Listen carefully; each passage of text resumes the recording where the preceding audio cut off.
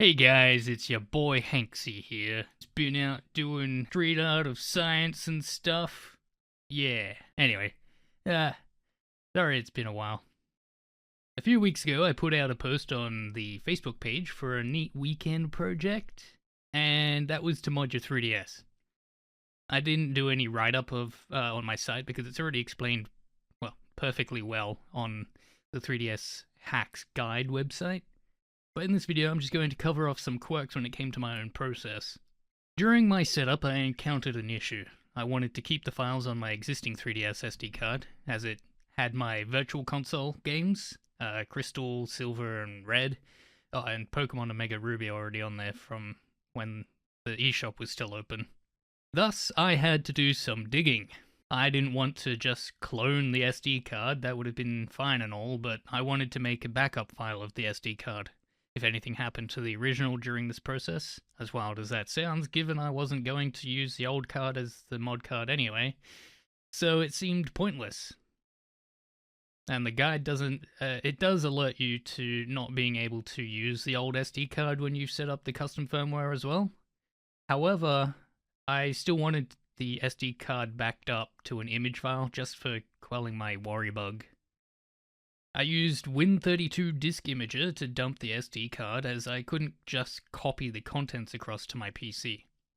Not sure exactly why. The files all seemed small enough even for FAT32. Maybe it was the file name length or path length.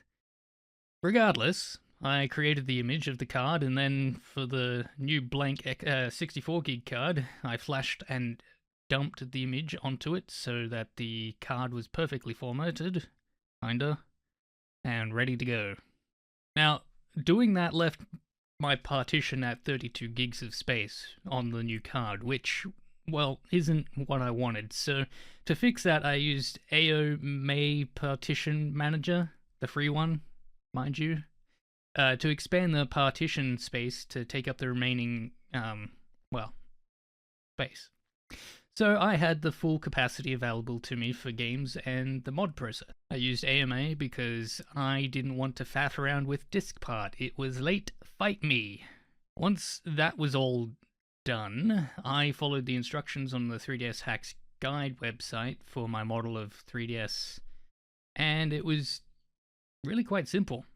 After getting the custom firmware, configuring NAND backups, etc., and installing the homebrew apps and the FBI menu, I started loading my dumped cartridges onto the device. I can't go over that process here. I might put out a video on my website where the one who shan't be named, Nintendimort, can't take the video down. Some of my notable inclusions were creating CIA versions of GBA games to run in the console's native Game Boy Virtual Console, meaning they didn't need the Twilight menu or a third-party emulator. Although I still had to install the Twilight menu to run my Nintendo DS games such as Pokemon Black and Platinum. Creating the CIAs from my dumped GBA ROMs wasn't the most straightforward thing. I might make a video on that in the future too, but again, it won't be on YouTube. Anyways, that wraps up this quick video.